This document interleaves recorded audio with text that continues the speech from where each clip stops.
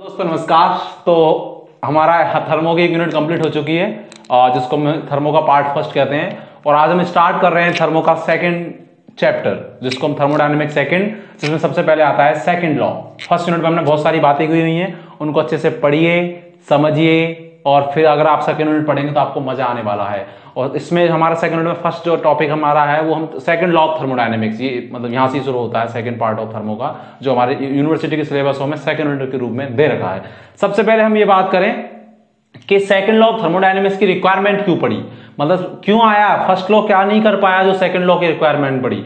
तो first law में हमने पढ़ा था कि फर्स्ट लॉ ये कहता है heat of conservation of energy के बारे में बताता है, मतलब ऊर्जा संरक्षण के बारे में बताता है। ना तो ऊर्जा को उत्पन्न किया जा सकता है और ना ही खत्म किया जा सकता है, ये फर्स्ट लॉ ने बताया था। लेकिन फर्स्ट लॉ ने ये नहीं बताया था कि हीट के फ्लो की डायरेक्शन क्या होगी, हीट कहां से कहां जाएगी, कैसे जाएगी, इसके बारे में कुछ भी नहीं कहा। उसने ये भी नहीं बताया कि ऊष्मा जो होती है उसको कार्य में डायरेक्ट कैसे परिवर्तित करें या कार्य को ऊष्मा में कैसे परिवर्तित करें, इसके बारे में उसने कुछ भी बात नहीं की। हम कुल मिला के अगर हम देसी भाषा में बोलें तो फर्स्ट लॉ ने ये तो बता दिया, जैसे कोई क्रिकेट का गेम है कि जो बाउंसर बॉल होती है वो वाइड होती है, लेग स्टंप पे जो बॉल जाती है वो वाइड होती है। लेकिन उसने ये नहीं बताया कि क्रिकेट के मैच को खेला कहां जाता है, ग्राउंड में खेल सकते हैं कि पानी में भी खेल सकते हैं। तो एक्चुअल में जो फर्स्ट लॉ जो था वो केवल एक सैद्धांतिक सी व्याख्या करके ही रह गया कि मतलब ऐसे था वैसे था, लेकिन पूरा उसने इंप्लीमेंटेशन नहीं किया कि कैसे मतलब इसको अलाउ करें या कैसे लागू करें। तो सेकंड लॉ उसके बारे में अच्छे से बताता है। ठीक है, सेकंड लॉ क्या है, जो नेचुरल जो प्रोसेस होते हैं उनके बारे में जानकारी देता है कि जो स्वतः प्रक्रम होते हैं सारे के सारे वो कैसे होते हैं, अनुत्क्रमणीय होते हैं। इसीलिए आपको कभी नाम नहीं मिलेगा, लेकिन सेकंड लॉ का एक नाम और होता है ऊष्मागतिकी का द्वितीय नियम, इसको प्राकृतिक नियम भी बोलते हैं ना, नेचुरल लॉ भी बोलते हैं, क्योंकि नेचुरल जितनी भी प्रोसेस होते हैं, झरने बहना बारिश होना जो भी प्रकृति में हो रहा है उनके बारे में भी ये क्या करता है, व्याख्या करता है। ठीक है, अब इसमें कोई ऐसा तो है नहीं कि इसकी कोई डेफिनेशन है, इसके स्टेटमेंट है सेकंड लॉ के क्या क्या है हम लोग देख लेते हैं।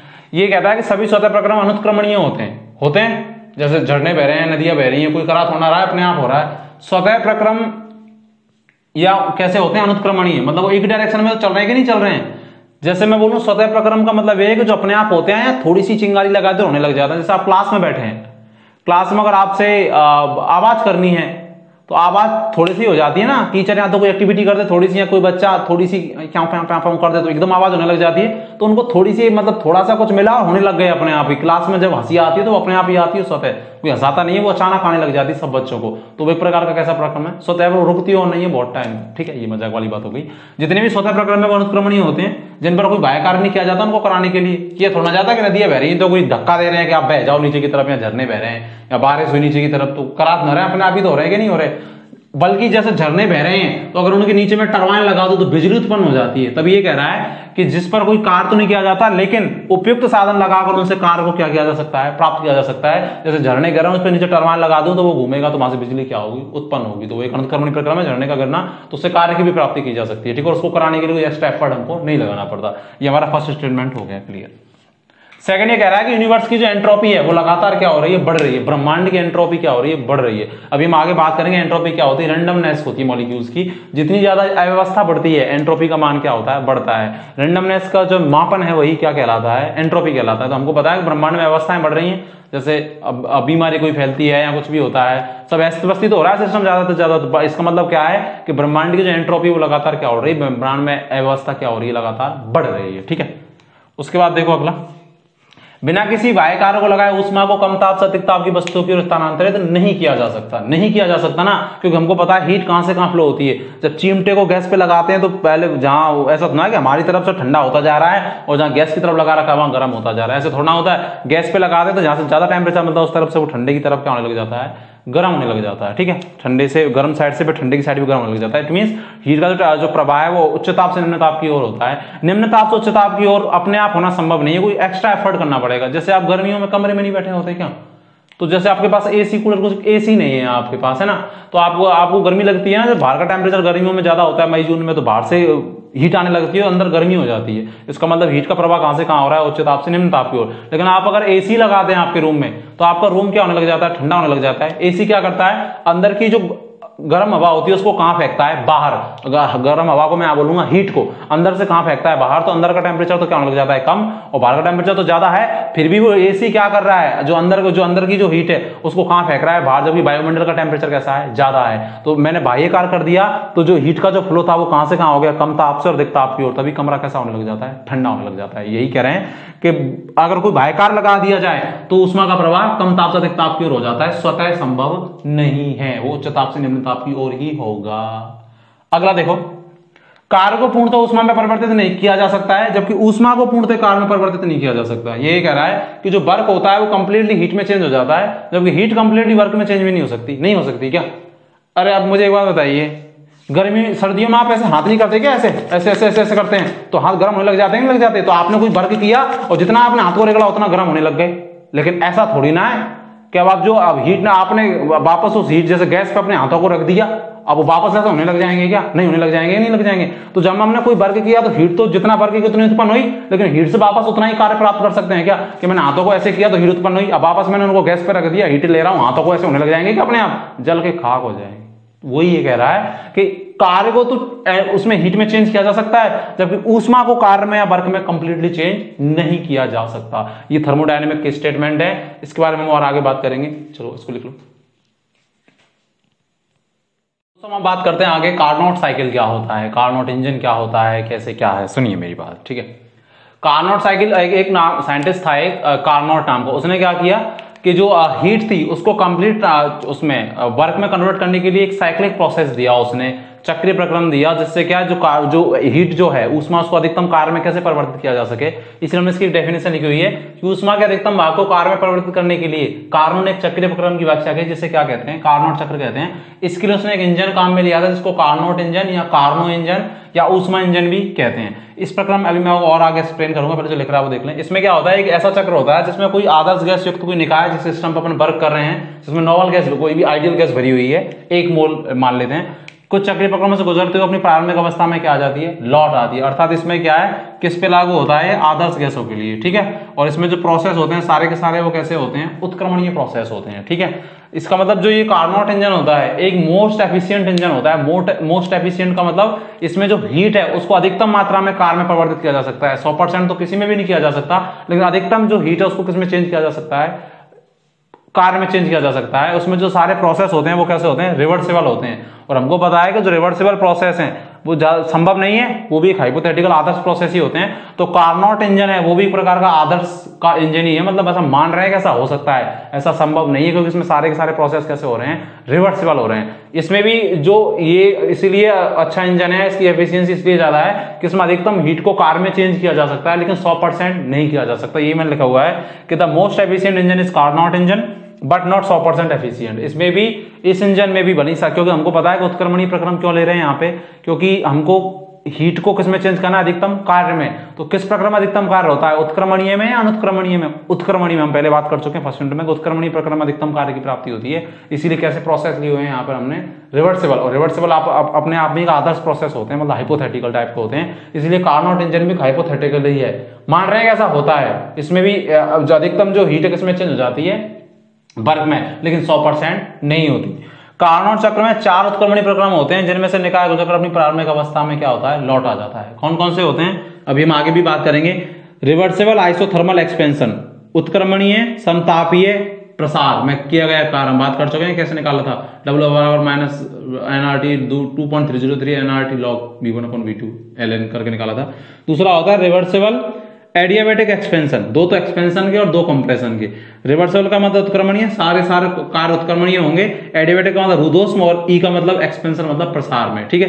थर्ड रिवर्सिबल आइसोथर्मल कंप्रेशन, ठीक है, उत्क्रमणीय समतापीय संपीड़न, कंप्रेशन का मतलब संपीड़न, आयतन कम हो रहा है। और फोर्थ है रिवर्सिबल एडियाबैटिक कंप्रेशन, मतलब उत्क्रमणीय रुद्धोष्म और क्या, कंप्रेशन का मतलब संपीड़न, रुद्धोष्म का मतलब ऊष्मा का क्या नहीं होता, आदान प्रदान नहीं होता। ये 4 प्रोसेस को हम पढ़ेंगे। ये देखो इसमें एक्चुअल में होता क्या है कार्नोट इंजन में। कार्नोट इंजन की किसमें का हम यूज ले रहे हैं कि जो हीट जो जहां से इंजन ले रहा है, हम लोग बात नहीं करते क्या, जैसे हमारी बाइक होती है, बाइक में इंजन लगा होता है, तो इंजन, हमारी गाड़ी चलती है, इंजन जब घूमता है तो गाड़ी चलती है, तो आप वो इंजन को हीट कहां से उसको एनर्जी आई या हीट आई, फ्लूइड होता है हमारे में पेट्रोल या डीजल, वो जलता है जब आप किक मारते हैं, आप जो लगी रहती है सेल्फ स्टार्ट करने की, उससे क्या है स्पार्क होता है, तो जो फ्यूल होता है आपका जो पेट्रोल या डीजल वो जलता है तो वो क्या करता है, जलेगा तो टेम्परेचर बढ़ेगा तो हीट का ट्रांसफर इंजन की ओर होगा, क्योंकि हीट का ट्रांसफर उच्च ताप से कहां होता है, निम्न ताप की ओर, हीट उसकी ओर होगा इंजन की ओर। तो इंजन क्या करेगा, उस हीट को किस में चेंज करेगा, वर्क में चेंज करेगा, जिससे हमारी बाइक क्या होगी, आगे चलेगी। लेकिन ऐसा थोड़ा ना है कि वो जो हमारा जो पेट्रोल है जो डीजल जल रहा है वो सारे के सारे उससे जो हीट निकल रही है वो इंजन जो पेट्रोल का इंजन है या टेम्पू का या गाड़ी का या मोटरसाइकिल का, वो सारे का सारा उस हीट को वर्क में थोड़ा चेंज कर रहा है। अगर सारे का सारा वर्क में चेंज कर देता तो एक तो गाड़ी स्पीड से चलती, बहुत ज्यादा स्पीड से, और इंजन है वो हमारा गर्म नहीं होता। इंजन इसीलिए तो गर्म होता है कि जब उसने वो जो पेट्रोल डीजल जला उससे जो हीट आई उसने कुछ को तो वर्क में चेंज कर दिया जिससे गाड़ी चल रही है, और कुछ को क्या कर दिया उसने अपने से क्या कर दिया, निष्कासित कर दिया, मतलब बाहर निकाल दिया वातावरण के लिए या सराउंडिंग के लिए, जिसको हम सिंक बोल रहे हैं, उसके लिए निकाल दिया। तभी तो इंजन क्या हो जाता है, गर्म हो जाता है। इट मींस वो भी चाहे बाइक का इंजन है चाहे टेम्पो का इंजन है, वो भी पूरे के पूरा जो सोर्स से जो हीट आ रही है उसको वर्क में चेंज नहीं कर रहा, वो क्या कर रहा है, उसको अमिट भी कर रहा है। यही यहां हो रहा है। ये कार्नोट इंजन है, जहां से हीट आती है उसको बोला जाता है सोर्स। सोर्स का मतलब होता है स्रोत, ठीक है। उसका टेम्परेचर है T1। ये क्या करेगा, यहां से हीट लेगा और हीट को किसमें चेंज कर देगा, वर्क में। पर ये 100% कर सकता है कि बार अधिकतम कर सकता है, क्योंकि कार्नोट इंजन में, कार्नो साइकिल में कैसे प्रोसेस होते हैं, रिवर्सिबल, और रिवर्सिबल जो उत्क्रमणीय जो प्रक्रम होते हैं उनमें अधिकतम कार्य की प्राप्ति की जा सकती है, लेकिन 100% नहीं, ऐसा इंजन बनाना संभव है ही नहीं। अच्छा, तो क्या हुआ, ये क्या करेगा, यहां से हीट लेगा और किसमें चेंज कर देगा, वर्क में। कुछ हीट को तो वर्क में चेंज कर देगा, मैक्सिमम कुछ कर देगा अगर कार्नोट इंजन है तो, ठीक है, कर देगा। और कुछ को क्या करेगा, ये हीट को क्या कर देगा, बाहर निकाल देगा। बाहर निकाल देगा मतलब वातावरण को क्या कर देगा, दान कर देगा, या क्या कर देगा, डोनेट कर देगा, जिसको हम क्या बोल रहे हैं, सिंक बोल रहे हैं। इसका टेम्परेचर तो T1 है सोर्स का, और इसका सिंक का टेम्परेचर क्या है, T2 है। तो किसका मान ज्यादा होगा, T1 का या T2 का, T1 का, क्योंकि मुझे पता है कि ऊष्मा का प्रवाह कहां से कहां होता है, उच्च ताप से निम्न ताप की ओर। इसीलिए सोर्स का टेम्परेचर, सोर्स किसको बोल रहे हैं, जहां से हीट आ रही है, और सिंक किसको बोल रहे हैं, सिंक को हम सराउंडिंग या परिवेश भी हो सकते हैं जहां हीट क्या हो रही होगी, जा रही होगी। तो ये इसकी कुछ मात्रा को वर्क में चेंज कर देगा और कुछ को क्या हो जाने देगा, अपने में से चला जाने देगा, ठीक है। ये अधिकतम को कन्वर्ट करेगा वर्क में, क्योंकि ये कार्नो इंजन होता है। कार्नो इंजन एक मोस्ट एफिशिएंट इंजन होता है, क्योंकि इसमें सारे के सारे जो प्रोसेस हम ले रहे हैं, कैसे ले रहे हैं, रिवर्सिबल, और रिवर्सिबल प्रोसेस में अधिकतम कार्य की क्या होती है, प्राप्ति होती है, ठीक है। दिमाग में रखें, क्या दिमाग में रखेंगे, इससे आप लोग देख लें इसको, एक बार इसको पढ़ें, ठीक है, फिर अपन आगे और बात करने वाले हैं। तो लेते हैं कार्नो साइकिल में जो प्रोसेस होते हैं, 4 प्रकार के उत्क्रमणीय प्रक्रम होते हैं, उनके बारे में हम बात कर लेते हैं। हमने बात की थी, एक तो उत्क्रमणीय समतापीय एक्सपेंशन प्रसार, एक उत्क्रमणीय रुद्धोष्म प्रसार, एक उत्क्रमणीय समतापीय संपीड़न, और एक उत्क्रमणीय रुद्धोष्म संपीड़न, ठीक है। 4 प्रकार के होते हैं। उत्क्रमणीय रिवर्सिबल, इसको शॉर्ट में लिख सकता हूं, आइसोथर्मल एक्सपेंशन पढ़ चुका हूं मैं, कार कैसे निकालते हैं, इसको निकाल भी चुके हैं हम लोग। हमारा जो 8वां लेक्चर है ना यूनिट फर्स्ट का, उसको आप देखेंगे तो आप समझ पाएंगे क्या आया था। W बराबर -2.303 nRT log V2/V1 आया था ना, अंतिम आयतन बटे प्रारंभिक आयतन, ये आया था, है ना। उत्क्रमणीय रुद्धोष्म प्रसार कार्य, ये भी हमने पढ़ चुके हैं, हमने पढ़ा था। रुद्धोष्म प्रसार कार्य में क्या आया था, एक डेरिवेशन सा किया था, उसमें आता W बराबर NCV T2 - T1, CV आया था और T2 - T1 आया था। एक उत्क्रमणीय समतापीय संपीड़न में कार्य और उत्क्रमणीय रुद्धोष्म संपीड़न में कार्य, ठीक है। Reversible isothermal expansion, reversible adiabatic expansion, रुद्धोष्म एडियाबैटिक कहते हैं, प्रसार का एक्सपेंशन मतलब वॉल्यूम बढ़ रहा है। रिवर्सिबल एडियाबैटिक आइसोथर्मल कंप्रेशन मतलब वॉल्यूम कम हो रहा है। रिवर्सिबल एडियाबैटिक कंप्रेशन मतलब वॉल्यूम क्या हो रहा है, कम हो रहा है। एडियाबैटिक मतलब रुद्धोष्म परिस्थिति में। अगर हम देखना चाहें यहाँ पे कि इसमें क्या होगा, समतापीय होगा तो ताप तो क्या रहेगा, टेम्परेचर, आप चाहें तो इसको लैंग्वेज की टर्म में भी लिख सकते हैं। टेम्परेचर क्या रहेगा, कांस्टेंट, टेम्परेचर में कोई चेंज होगा नहीं। और हीट का क्या होगा, अगर मैं हीट की बात करूं तो ये सिस्टम जो होगा जिस पर हम ये प्रोसेस पढ़ रहे हैं, ये हीट लेगा कि देगा सिस्टम, बताइए। अगर एक्सपेंशन हो रहा है तो इसका मतलब सिस्टम हीट लेगा, क्योंकि टेम्परेचर तो कांस्टेंट है, तो उसको एक्सपेंशन होने के लिए कुछ ना कुछ एनर्जी तो चाहिए। तो एनर्जी वो कहां से लेगा, हीट क्या करेगा, एब्जॉर्ब करेगा। इसलिए सिस्टम हीट क्या करेगा, ये हीट लेता है। इट मींस उत्क्रमणीय समतापीय प्रक्रम में टेम्परेचर तो कांस्टेंट रहता है, और जो सिस्टम जिस पर अपन इसका अध्ययन कर रहे हैं, जिस सिस्टम पे, वो हीट क्या करता है, लेता है। उत्क्रमणीय रुद्धोष्म प्रसार, रिवर्सिबल एडियाबैटिक एक्सपेंशन। रुद्धोष्म का मतलब इसका जो हीट होगी वो तो क्या रहेगी, 0, क्योंकि रुद्धोष्म का मतलब ऊष्मा का आदान प्रदान नहीं होता है। टेम्परेचर पे क्या इफेक्ट पड़ेगा, रुद्धोष्म प्रसार में टेम्परेचर बढ़ेगा या घटेगा, टेम्परेचर घटेगा।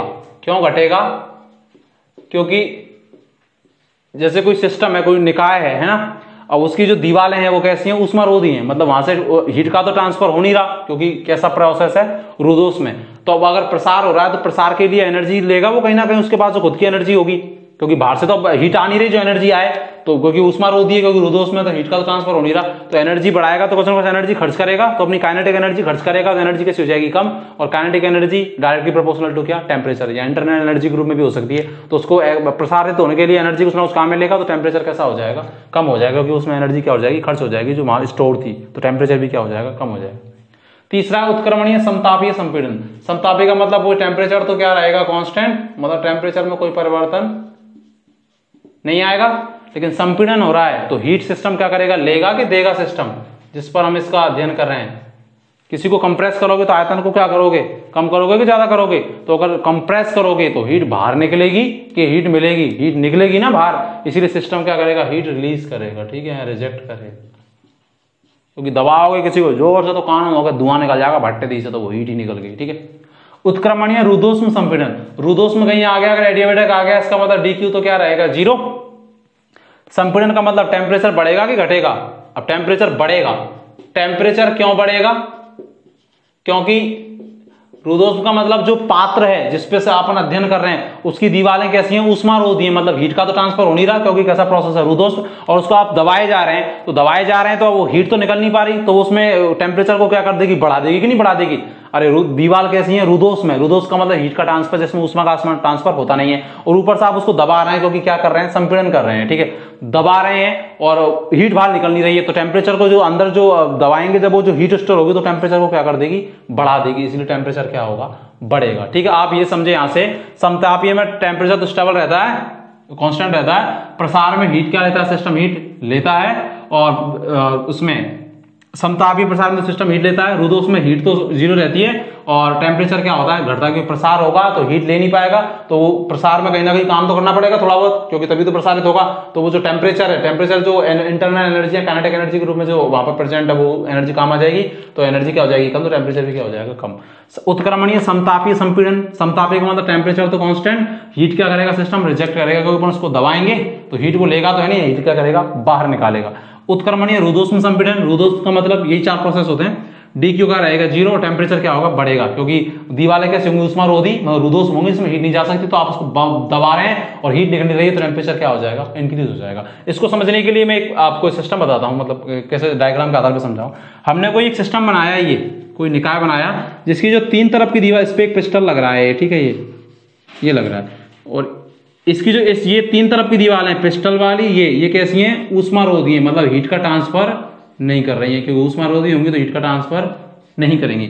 इसकी जो ये नीचे की दीवार है, इसमें 1 मोल आइडियल गैस भरी हुई है, ठीक है, 1 मोल आइडियल गैस भरी हुई है, क्योंकि आइडियल गैस पे हम कार्नोट इंजन का, कार्नोट साइकिल का क्या करते हैं, अध्ययन करते हैं, ठीक है, आदर्श गैस भरी हुई है। इसकी जो ये नीचे वाली पट्टी है, नीचे वाला जो हिस्सा है जो इसको कवर कर रहा है, ये एक चालक पट्टी है। चालक पट्टी का मतलब यहां से हीट का ट्रांसफर हो सकता है, ठीक है, हीट का ट्रांसफर आदान प्रदान हो सकता है। ऊष्मारोधी का मतलब हीट का ट्रांसफर नहीं होगा। 3 तरफ की जो ये जो पिस्टन लग रहा है इसकी दीवार, और 2 तरफ की दीवार, ये ऊष्मारोधी मतलब हीट का ट्रांसफर नहीं होगा, क्यों आएगी ना जाएगी। इसको मैंने क्या किया, उठा के और सोर्स पे रख दिया। अभी हमने एक पढ़ा था क्या, एक चित्र सा पढ़ा था ना, सोर्स कार्नोट इंजन में, और एक कार्नोट इंजन, और एक नीचे पढ़ा था सिंक। सोर्स का टेम्परेचर क्या था, T1, और ऊष्मा क्या थी, Q1, और सिंक का टेम्परेचर क्या था, T2, और ऊष्मा क्या थी, Q2। उसको वर्क में चेंज कर देता है, ठीक है। इसको मैंने सोर्स से संबंध कर दिया। ये वाला जो पहला प्रोसेस है वो क्या था, रिवर्सिबल आइसोथर्मल एक्सपेंशन, यही तो था। ये पहला प्रोसेस, ये पहला प्रक्रम ये है। इसमें क्या होगा, जो सोर्स का जो टेम्परेचर, इस निकाय को इसको उठा के रख दिया, तो सोर्स का टेम्परेचर क्या है, T1, तो टेम्परेचर क्या रहेगा, T1 रहेगा, ठीक है। T1 नहीं रहेगा क्योंकि कैसा है, टेम्परेचर में कोई परिवर्तन नहीं, आइसोथर्मल एक्सपेंशन है, ठीक है। अभी हम आयतनिक और दाब की भी बात करेंगे, ग्राफ में हम पढ़ेंगे। अब मैंने क्या किया, इसको उठा के एक इस ऐसे उस पर रख दिया सिस्टम पे, जिस पर एक नीचे की तरफ एक कुचालक पट्टिका लग रही है। मतलब इसको मुझे कैसा करना है, क्योंकि दूसरा प्रोसेस मेरा कैसा है, रुद्धोष्म में, तो इसको मुझे रुद्धोष्म बताना है। तो 3 तरफ से तो ये पहले से ही कैसा हो रहा था, ऊष्मारोधी पट्टियों से घट रहा था। अब मैंने कैसे उस पर रख दिया है जिसपे एक नीचे भी कुचालक पट्टिका लग रही है। अगर अब उसको वापस उठा के रखूंगा तो टाइम लगेगा, मतलब जगह भी खराब गिरेगा। तो नीचे भी अगर इसको यहाँ ऐसी जगह रख दिया जिसमें नीचे भी कुचालक पट्टिका लग रही है, मतलब ऊष्मारोधी पट्टिका लग रही है, तो 3 तरफ से तो पहले से ही थी, एक पट्टिका और आ गई, तो हीट का ट्रांसफर होगा क्या, नहीं होगा ना, क्योंकि नीचे से भी ऐसी जगह रख, ऐसे स्टैंड पे रख दिया जिसमें नीचे भी कुचालक पट्टिका लग रही है, मतलब ऊष्मारोधी पट्टिका, और 3 तरफ से पहले से ही थी। इसका मतलब हीट का ट्रांसफर इसमें नहीं होगा तो डी क्यू बराबर क्या आएगी, क्यू बराबर 0। हीट का ट्रांसफर तो नहीं होगा, लेकिन सेकंड प्रोसेस क्या है, रिवर्सिबल एडियाबैटिक क्या एक्सपेंशन, यही तो है रिवर्सिबल एडियाबैटिक एक्सपेंशन। एडियाबैटिक हुआ तो ये क्या हो गई, 0 क्या हो गई, ऊष्मा क्या हो गई 0। क्यों, इसको 0 करने के लिए मुझे क्या करना होगा, जो ये निकाल लिया उसको क्या करना होगा, रुद्धोष्म करना होगा। इट मींस इसकी चारों तरफ की दीवारों को मुझे क्या करना होगा, रुद्धोष्म करना होगा, ठीक है, एडियाबैटिक करना होगा। तीन तरफ से पहले से ही थी, ऐसी भी स्टैंड पर इसमें नीचे भी एक चालक पट्टे का लग रही है, तो कहीं से भी हीट का ट्रांसफर नहीं होगा।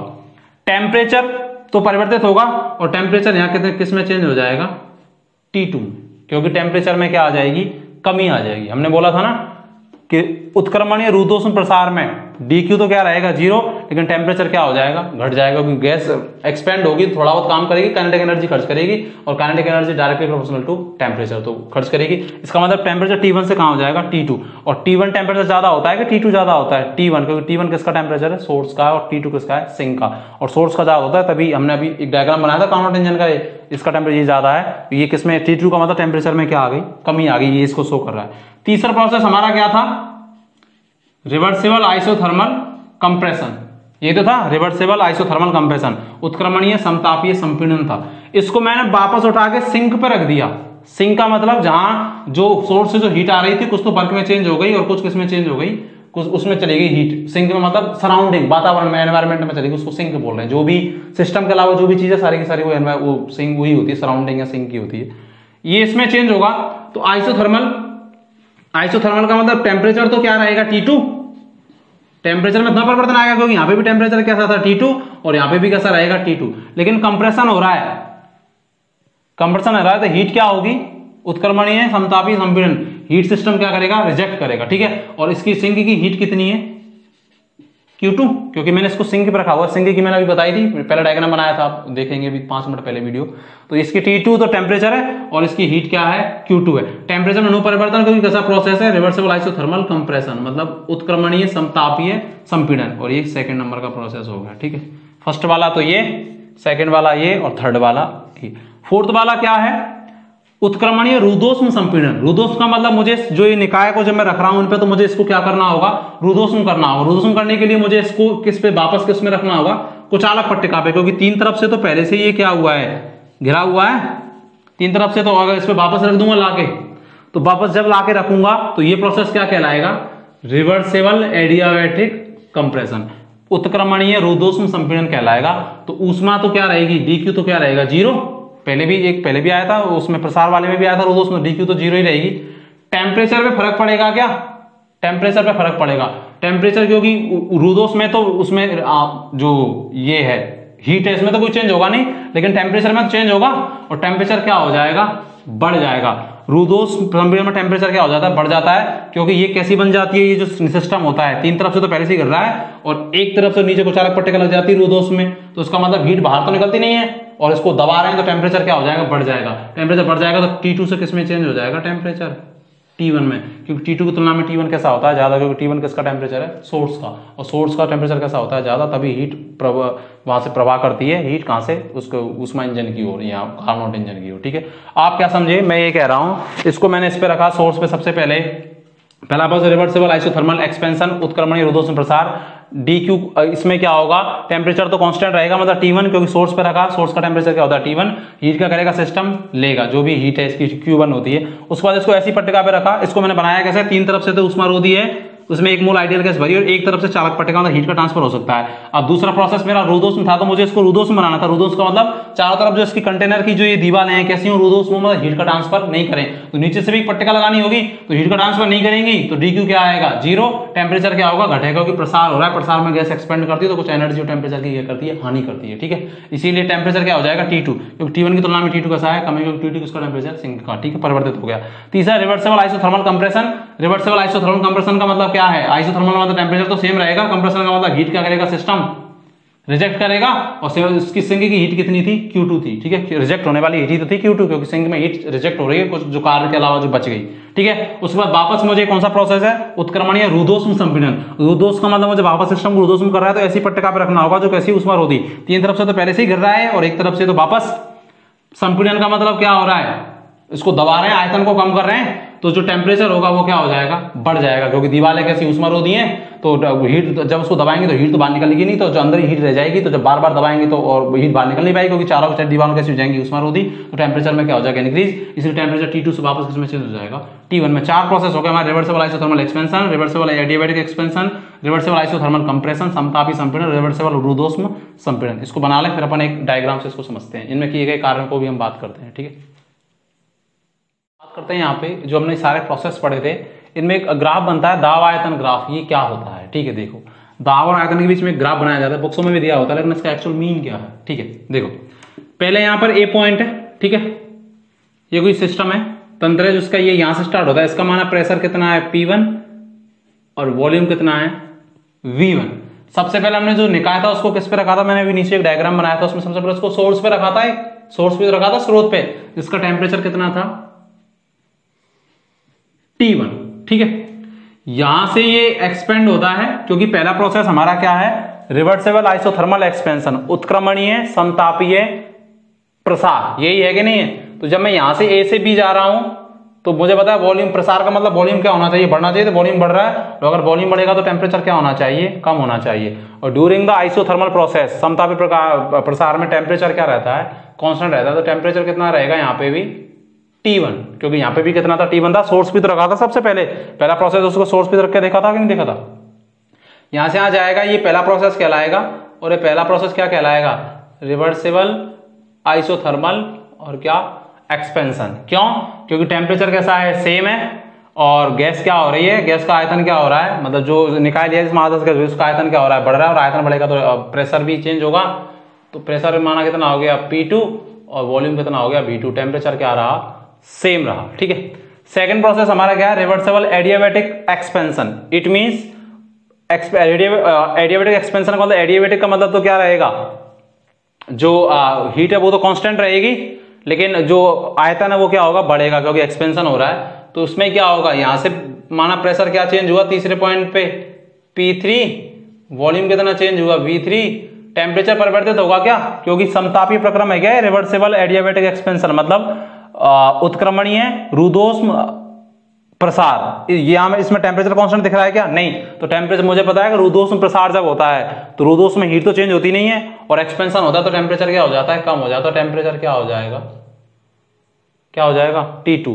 रुद्धोष्म हमने किस में रखा था, उसको निकाय को उस सोर्स में से उठा के एक ऐसी जगह रखा था जो जिसमें नीचे कैसी लग रही, कुचालक पट्टे का लग रही थी। अभी हमने नीचे डायग्राम बनाया था कि नहीं बनाया था, तो कुचालक पट्टे का उसमें रखा था, तो हीट का चेंज तो होगा नहीं, और टेम्परेचर क्या हो जाएगा, प्रसार में क्या हो जाएगा, कम हो जाएगा, इसलिए T1 से क्या हो जाएगा T2।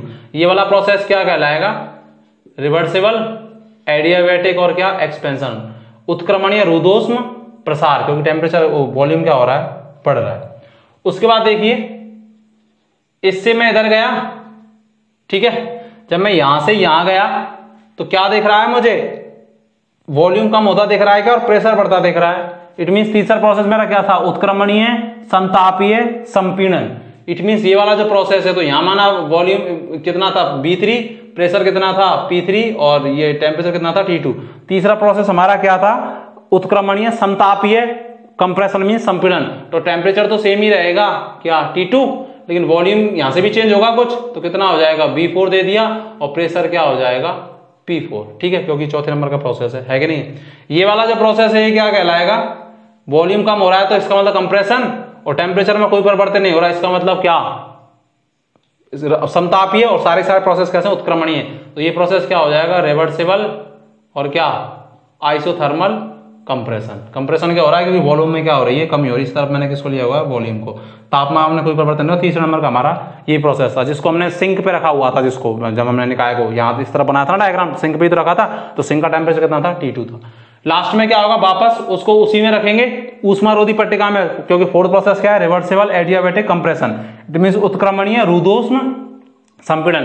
तो ऊष्मा का आदान प्रदान नहीं होगा, तो उसको उसी पे रखेंगे जिसमें नीचे ऊष्मारोधी पट्टिका लग रही थी, क्योंकि हमने जो निकाय लिया था उसमें तीन तरफ से तो क्या था, ऊष्मारोधी पहली लग रही थी, और एक तरफ से उसको सुचालक थी।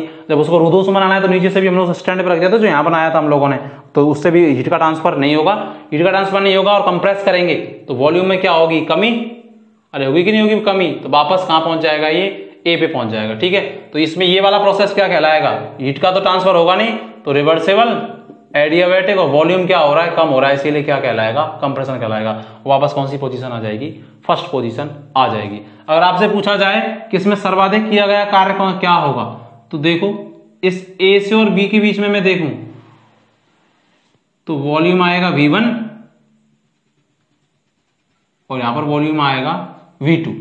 इसका एरिया ये है, जब ये कौन सा प्रोसेस है, समतापी आइसोथर्मल एक्सपेंशन, क्योंकि इसमें वॉल्यूम क्या हुआ, V2 एक्सपेंड हुआ और दाब में क्या हुई, मतलब V1 था, यहाँ P1 था तो P2, और टेम्परेचर क्या रहा, सेम रहा, क्योंकि आइसोथर्मल है पहला वाला प्रोसेस, तो यहाँ पर भी T1 था और यहाँ पर भी क्या रहा, T1 रहा। ठीक है, इसका जो घेरा गया आयतन वो सबसे ज्यादा होता है समतापी का। इसका देखो जैसे सेकंड वाले का कहां से कहां आता, जैसे यहां से तो यहीं आता B से और C, तो यहां से B और C का कहां आता, यहां, और B का यहां, तो यही तो एरिया कवर करता। C से D का कहां आता, C का तो ये यहाँ पे करते अपन V3, और ये कहां तक बढ़ता है, यहाँ पर V4 तक, कम होता उल्टी, आयतन कम होता, तो जिसमें आयतन ज्यादा कवर होता है उसका किया गया कार्य भी कैसा होता है, ज्यादा। और अगर आप इसका देखते लास्ट वाले का, रिवर्सिबल एडियाबैटिक कंप्रेशन का देखते, रिवर्सिबल का उत्क्रमणीय रुद्धोष्म कंप्रेशन, मतलब उसका कंप्रेशन का मतलब संपीड़न वाले का, तो इसका क्या आता है, यहां से ये डी से और लेके ए तक, तो सबसे कम जगह यही करता, सब ज्यादा जगह कौन घेर रहा है, ए बी, और इसको मैं मान लूं जैसे पॉइंट नाम दे दूं कुछ भी जी, और इसको दे दूं मैं एफ, समतापीय वाला, क्योंकि इसका घेरा गया जो क्षेत्रफल सबसे ज्यादा है, इसीलिए समतापीय प्रसार में किया गया कार्य कैसा होता है, सर्वाधिक होता है। ठीक है, हम लोग पहले भी पढ़ चुके हैं कि समतापी में किया गया कार्य क्या होता है, एक मूल आदर्श गैस के लिए निकालने, तो हमने पढ़ा था RT/ln V2/V1, मतलब अंतिम आयतन बटे प्रारंभिक आयतन।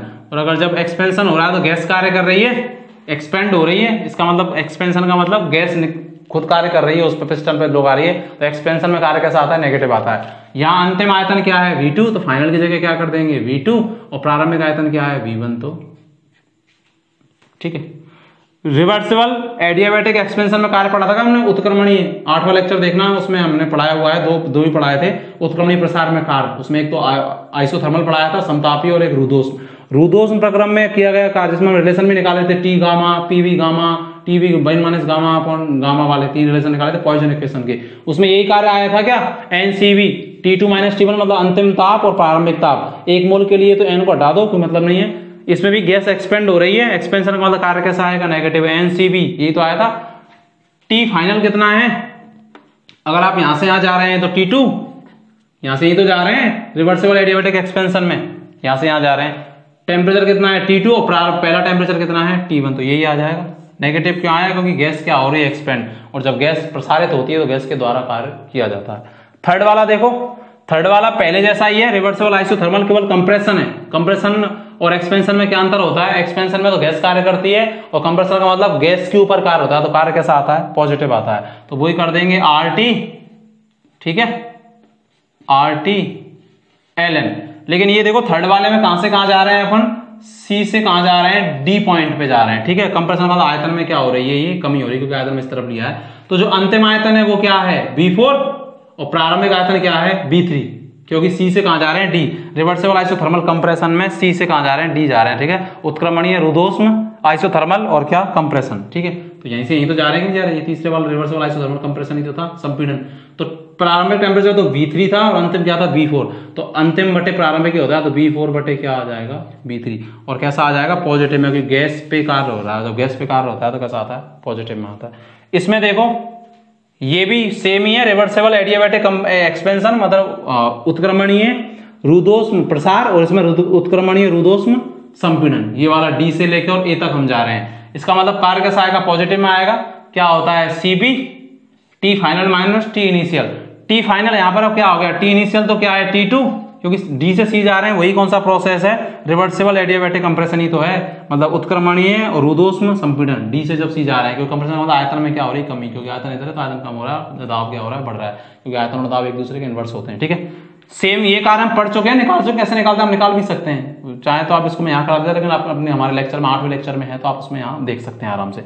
CB कंप्रेशन में कार्य कैसा होता है, पॉजिटिव, यहाँ अंतिम बटे प्रारंभिक, तो अंतिम टेम्परेचर यहाँ कितना है, T1, क्योंकि D से A गए हैं, वही ये वाला प्रोसेस है, T1, और प्रारंभिक टेम्परेचर क्या होगा, T2, तो ये क्या आ जाएगा, किया गया कार्य किसमें आ जाएगा, रिवर्सिबल एडियाबैटिक कंप्रेशन में आएगा कि नहीं आएगा, क्योंकि D से A गए, वही तो कौन सा हुआ था, रिवर्सिबल एडियाबैटिक कंप्रेशन, प्रारंभिक तो T2, यहाँ कौन आया, temperature T2 - T1, reversible adiabatic expansion, reversible adiabatic expansion. B से जब सी गए तो अंतिम जो टेम्परेचर था वो क्या था T2 और प्रारंभिक क्या था T1, इसलिए T2 माइनस T1। जबकि यहाँ प्रारंभिक तो T2 है और अंतिम कौन सा है T1, इसलिए T1 माइनस T2। ये किए गए कार्य होते हैं। दाब आयतन ग्राफ ये होता है। कैसे स्टार्ट करें? सबसे पहले वहां से स्टार्ट करें जहां आयतन तो क्या हो रहा हो, बढ़ रहा हो, और दाब क्या हो रहा हो, कम। क्योंकि पहला हमारा जो किया गया वो जो प्रोसेस है वो कौन सा है? उत्क्रमणीय समतापीय एक्सपेंशन। इट मींस क्या है? ताप स्थिर रहेगा और गैस क्या होगी? प्रसारित होगी, तो आयतन क्या होगा? बढ़ेगा, तो दाब क्या होगा? घटेगा। इसको अपन उल्टा करके भी बनाते तब भी आप बना सकते थे, ठीक है।